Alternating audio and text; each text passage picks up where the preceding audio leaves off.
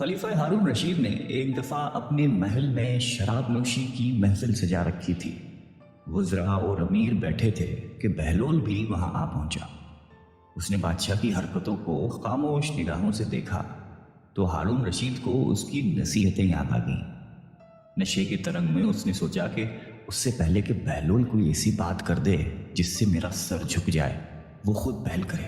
اور اس نے بہلول سے کہا کہ بہلول، میرے ایک سوال کا جواب دو گے؟ بہلول نے کہا جی ہاں حضور۔ ہارون رشید نے سوال کیا کہ بہلول یہ بتاؤ کہ اگر کوئی شخص انگور کھا رہا ہو تو کیا وہ حرام ہے؟ بہلول نے جواب دیا کہ بالکل نہیں۔ ہارون نے کہا کہ اگر وہ انگور کھا کر پانی پی لے تو؟ بہلول نے جواب دیا کہ جناب کوئی حرج نہیں ہے۔ ہارون نے آگے کہا کہ اب یہی شخص انگور کھا کے اور پانی پی کر اس کے بعد دھوپ میں بیٹھ جائے تو پھر؟ بہلول نے جواب دیا کہ محترم کوئی مذائقہ نہیں ہے، جتنی دیر چاہے بیٹھے۔ پھر آگے فرمایا کہ تو پھر بہلول تم خود ہی بتاؤ کہ یہی انگور اور پانی کچھ عرصہ دھوپ میں رکھ دیے جائیں تو حرام کیوں ہو جاتے ہیں؟ ہارون رشید نے بڑے فخر کے ساتھ اپنا فلسفہ بیان کیا۔ اب بہلول نے ہارون سے کہا کہ اگر اجازت ہو تو میں چند سوالات آپ سے کروں۔ ہارون نے کہا کہ جی اجازت ہے۔ بہلول نے سوال کیا کہ علی جان یہ بتائیے کہ اگر کسی آدمی کے سر پہ تھوڑی سی مٹی ڈال دی جائے تو کیا اس کو کوئی نقصان پہنچے گا؟ خلیفہ ہارون رشید نے فوراً جواب دیا کہ نہیں۔ اس کے بعد اگر اس کے سر پہ تھوڑا سا پانی ڈال دیں تو کیا اس شخص کو کوئی تکلیف ہوگی؟ ہارون بولا کہ نہیں، بالکل نہیں ہوگی۔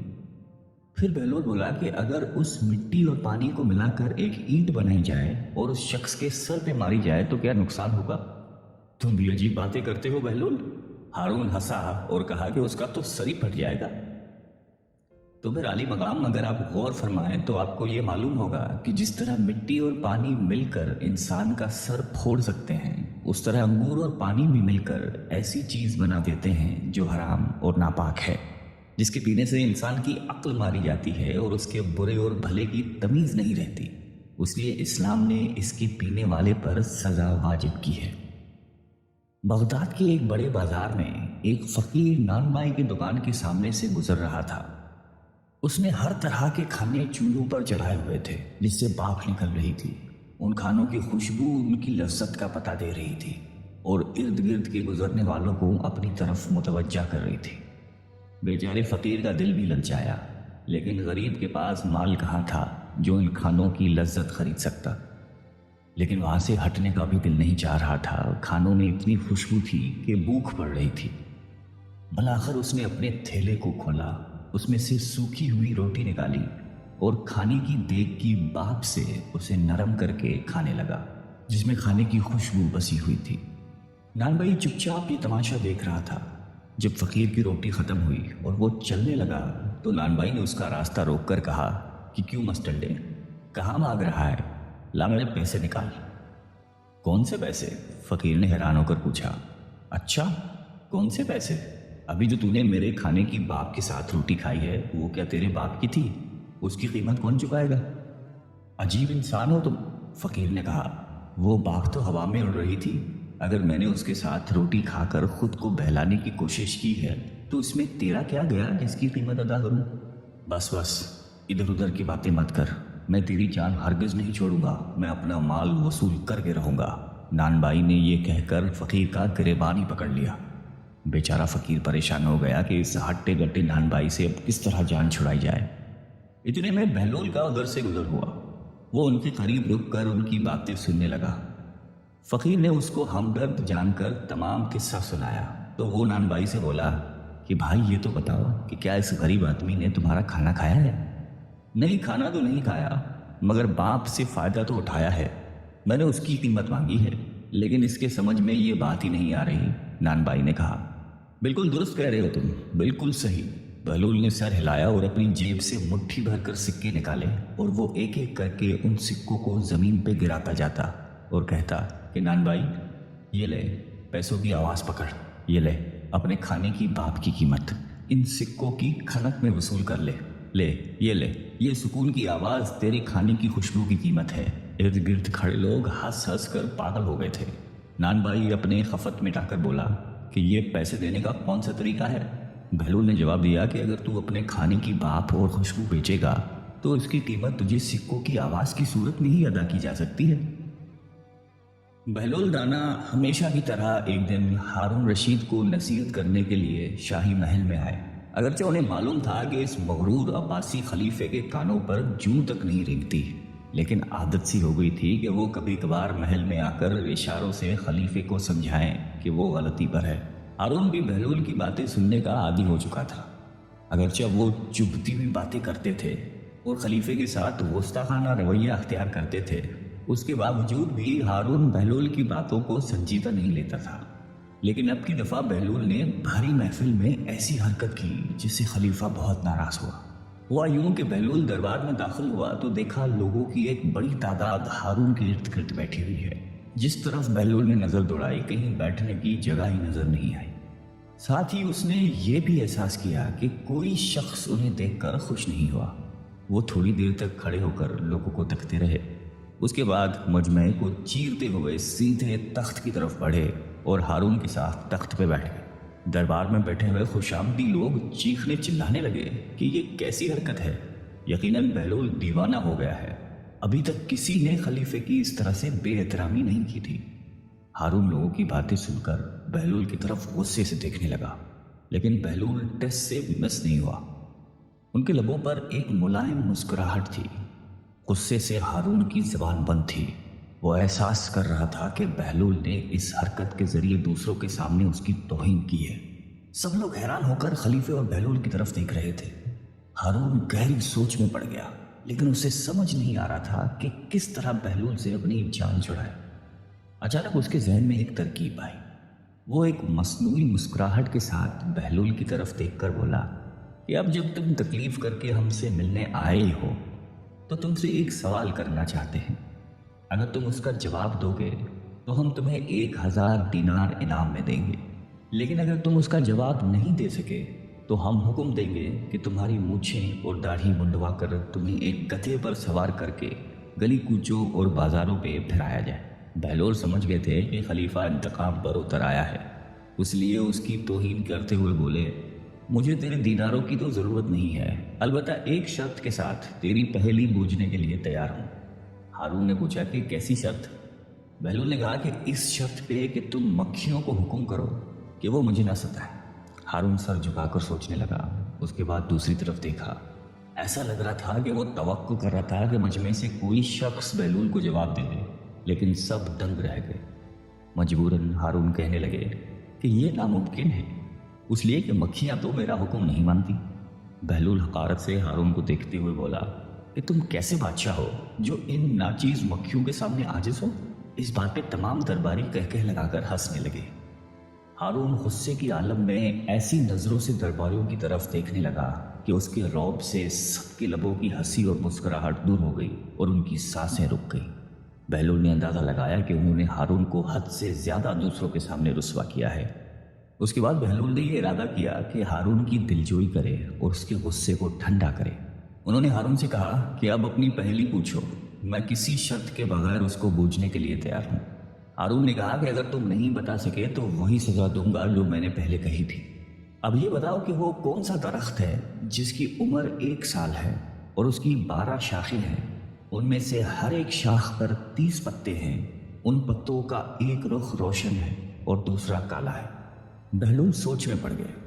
उन्होंने बाज लोगों को ये कहते हुए सुना कि ये कैसा अजीब सवाल है, बहलोल तो उसका जवाब नहीं दे पाएगा, इसे तो सजा मिलेगी, बेचारा बहलोल।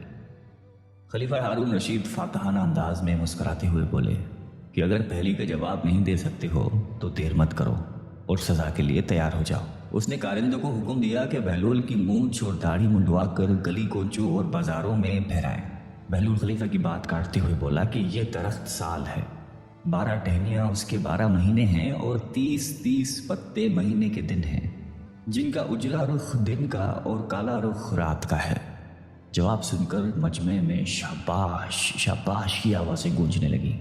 सब खुश होकर बहलोल को दाद देने लगे, लेकिन हारून खामोश रहा। उनका मुंह लटक गया था और उसके चेहरे पर शिकस्त के आसार नुमाया हो गए थे। खलीफा हारून रशीद की बीवी जुबैदा खातून एक नेक और पारसा औरत थी।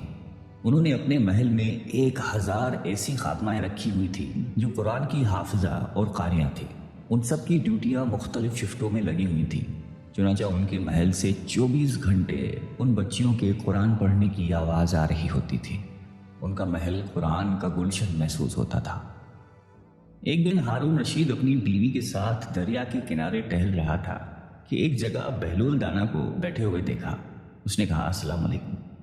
بہلول دانا نے جواب میں وعلیکم السلام کہا۔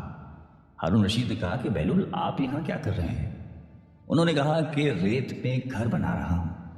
پوچھا کہ کس لیے بنا رہے ہو؟ جواب دیا کہ جو آدمی اس کو خریدے گا میں اس کے لیے دعا کروں گا کہ اللہ رب العزت ان کے بدلے ان کو جنت میں گھر عطا فرما دے۔ بادشاہ نے کہا کہ بہلول اس گھر کی کیا قیمت ہے؟ انہوں نے کہا کہ صرف 1 دینار۔ ہارون رشید نے سمجھا کہ یہ دیوانے کی کوئی بے وقوفی ہے، لہذا وہ آگے چلا گیا۔ ان کے پیچھے زبیدہ خاتون آئیں۔ انہوں نے بہلول کو سلام کیا اور پھر پوچھا کہ بہلول تم یہاں کیا کر رہے ہو؟ انہوں نے کہا کہ میں ریت پہ گھر بنا رہا ہوں۔ پوچھا کہ کس لیے بنا رہے ہیں؟ بہلول نے جواب دیا کہ جو آدمی اس گھر کو خریدے گا میں اس کے لیے دعا کروں گا کہ اللہ تعالیٰ اس کے بدلے ان کو جنت میں گھر عطا فرمائے۔ انہوں نے پوچھا کہ بہلول اس گھر کی کیا قیمت ہے؟ بہلول نے کہا کہ فقط 1 دینار۔ زبیدہ خاتون نے 1 دینار نکال کر ان کو دے دیا اور کہا کہ میرے لیے دعا کرنا۔ وہ دعا لے کر چلی گئی۔ رات کو جب ہارون رشید سویا تو اس نے خواب میں جنت کے مناظر دیکھے۔ آبشاریں، پھل و پھول وغیرہ دیکھنے کے علاوہ بڑے اونچے اونچے خوبصورت محلات بھی دیکھے۔ ایک سرخ یاقوت کے بنے ہوئے محل پر اس نے زبیدہ کا نام لکھا ہوا دیکھا۔ ہارون رشید نے سوچا کہ میں دیکھوں تو صحیح کہ یہ میری بیوی کا ہی گھر ہے۔ وہ محل میں داخل ہونے کے لیے جیسے ہی دروازے پر پہنچا تو ایک دربان نے ان کو روک دیا۔ ہارون رشید کہنے لگا کہ اس پر تو میری بیوی کا نام لکھا ہوا ہے، لہٰذا مجھے اندر جانے دیجیے۔ دربان نے کہا کہ نہیں، یہاں کا دستور الگ ہے۔ جس کا نام ہوتا ہے اسی کو اندر جانے کی اجازت ہوتی ہے، کسی اور کو اجازت نہیں ہوتی، لہٰذا تم کو داخل ہونے کی اجازت نہیں ہے۔ جب دربان نے ہارون رشید کو پیچھے ہٹایا تو اس کی آنکھ کھل گئی۔ بیدار ہونے پر فوراً خیال آیا کہ مجھے تو لگتا ہے بہلول کی دعا زبیدہ کے حق میں اللہ تعالیٰ نے قبول کر دی ہے۔ پھر اسے خود پر افسوس ہوا کہ میں بھی اپنے لیے ایک گھر خرید لیتا تو کتنا اچھا ہوتا۔ وہ ساری رات اسی افسوس میں کروٹیں بدلتا رہا۔ صبح ہوئی تو اس کے دل میں خیال آیا کہ آج پھر میں اس دریا کے کنارے جاؤں گا۔ اگر آج مجھے بہلول مل گیا تو میں بھی ایک گھر خرید لوں گا۔ چنانچہ وہ شام کو پھر اپنی بیوی کو لے کر چل پڑا۔ وہ بہلول کو تلاش کرتے ہوئے ادھر ادھر دیکھ رہا تھا کہ اچانک اس نے دیکھا کہ بہلول ایک جگہ بیٹھ کر اسی طرح مکان بنا رہے ہیں۔ ہارون رشید نے السلام علیکم کہا۔ بہلول نے کہا وعلیکم السلام۔ ہارون رشید نے پوچھا کہ کیا کر رہے ہو؟ بہلول نے کہا کہ میں گھر بنا رہا ہوں۔ ہارون رشید نے پوچھا کہ کس لیے؟ بہلول نے کہا کہ جو آدمی یہ گھر خریدے گا میں اس کے حق میں یہ دعا کروں گا کہ اللہ تعالیٰ اس کے بدلے اسے جنت میں گھر عطا فرمائے۔ ہارون رشید نے پوچھا کہ بہلول اس گھر کی کیا قیمت ہے؟ بہلول نے کہا کہ اس کی قیمت پوری دنیا کی بادشاہی ہے۔ ہارون رشید نے کہا کہ اتنی قیمت تو میں نہیں دے سکتا۔ کل تو آپ 1 دینار کے بدلے دے رہے تھے اور آج پوری دنیا کی بادشاہت مانگ رہے ہو۔ بہلول دانا نے کہا کہ بادشاہ سلامت، کل بن دیکھے کا معاملہ تھا اور آج دیکھا ہوا معاملہ ہے۔ کل بن دیکھے کا سودا تھا اس لیے سستا مل رہا تھا، آج چونکہ دیکھ کے آئے ہیں اس لیے اب اس کی قیمت بھی زیادہ دینی پڑے گی۔ بہلول دانا ایک مرتبہ قبرستان میں بیٹھے ہوئے تھے کہ کسی نے پوچھا کہ بہلول یہاں کیا کر رہے ہو؟ کہنے لگے کہ ایسے لوگوں کے پاس ہوں کہ ان کی صحبت مجھے تکلیف نہیں دیتی اور اگر ان سے دور رہوں تو یہ میری غیبت نہیں کرتے۔ پوچھنے والے نے دوبارہ کہا کہ مہنگائی بہت بڑھ گئی ہے، اس میں کمی کی دعا کریں۔ کہنے لگے کہ اللہ کی قسم مجھے تو کوئی پرواہ نہیں، چاہے گندم کے 1 دانے کی قیمت 1 دینار ہی کیوں نہ ہو جائے، اس لیے کہ اللہ پاک کا ہم پر حق ہے کہ ہم اس کے حکم کے مطابق اس کی عبادت کریں، اور اللہ پر ہمارا یہ حق ہے کہ وہ اپنے وعدے کے مطابق ہمیں رزق دے۔ جب رزق کی ذمہ داری اللہ پاک نے لی ہے تو مجھے فکر کرنے کی کوئی ضرورت نہیں ہے۔ کہتے ہیں ایک بار شیخ جنید بغدادی رحمۃ اللہ علیہ سفر کے ارادے سے بغداد روانہ ہوئے۔ حضرت شیخ کے کچھ مرید بھی ساتھ تھے۔ شیخ نے مریدوں سے پوچھا کہ تم لوگوں کو بہلول کا حال معلوم ہے؟ لوگوں نے کہا کہ حضرت وہ تو ایک دیوانہ ہے، آپ اس سے مل کے کیا کریں گے؟ شیخ نے جواب دیا کہ ذرا بہلول کو تلاش کیجیے، ہمیں ان سے کام ہے۔ مریدوں نے شیخ کے حکم کی تکمیل کی۔ تھوڑی جستجو کے بعد ایک صحرا میں حضرت بہلول کو ڈھونڈ نکالا اور شیخ کو اپنے ساتھ لے کر وہاں پہنچے۔ شیخ جنید بغدادی جب بہلول کے سامنے گئے تو دیکھا کہ حضرت بہلول سر کے نیچے اینٹ رکھ کر لیٹے ہوئے ہیں۔ شیخ نے سلام کیا تو بہلول نے جواب دے کر پوچھا کہ تم کون ہو؟ شیخ نے جواب دیا کہ میں جنید بغدادی ہوں۔ تو اے ابو قاسم، تم ہی وہ شیخ بغدادی ہو جو لوگوں کو بزرگوں کی باتیں سکھاتا ہے؟ جی ہاں، کوشش ضرور کرتا ہوں، شیخ نے جواب دیا۔ بہلول نے پوچھا کہ اچھا تو تم اپنے کھانے کا طریقہ تو جانتے ہوگے؟ جنید بغدادی نے کہا کہ کیوں نہیں، بسم اللہ پڑھتا ہوں اور اپنے سامنے کی چیز کھاتا ہوں، چھوٹا نوالا بناتا ہوں، آہستہ آہستہ چباتا ہوں، دوسرے کے نوالے پر نظر نہیں ڈالتا اور کھانا کھاتے وقت اللہ کی یاد سے غافل نہیں ہوتا۔ پھر دوبارہ کہا کہ جو لقمہ بھی کھاتا ہوں الحمدللہ کہتا ہوں، کھانا شروع کرنے سے پہلے ہاتھ دھوتا ہوں اور فارغ ہوتے ہی ہاتھ دھوتا ہوں۔ یہ سن کر بہلول اٹھ کر کھڑے ہوئے اور اپنا دامن شیخ کی طرف جھٹک دیا۔ پھر ان سے کہا کہ تم تو انسانوں کے پیر و مرشد بننا چاہتے ہو اور یہ حال ہے کہ اب تک کھانے پینے کا طریقہ بھی نہیں جانتے۔ یہ کہہ کر بہلول نے اپنا راستہ لے لیا۔ شیخ کے مریدوں نے کہا کہ یا حضرت، یہ شخص تو دیوانہ ہے۔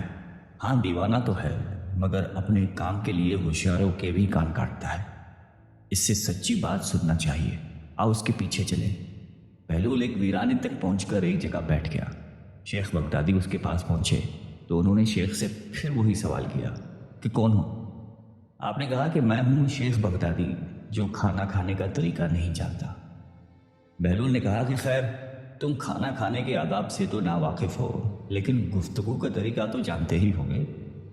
شیخ نے جواب دیا کہ جی ہاں، جانتا تو ہوں، ہر ایک بات ایک اندازے کے مطابق کرتا ہوں، بے موقع اور بے حساب نہیں بولتا، سننے والوں کی سمجھ کا اندازہ کر کے خلق خدا کو اللہ اور رسول کے احکام کے بارے میں بتاتا ہوں۔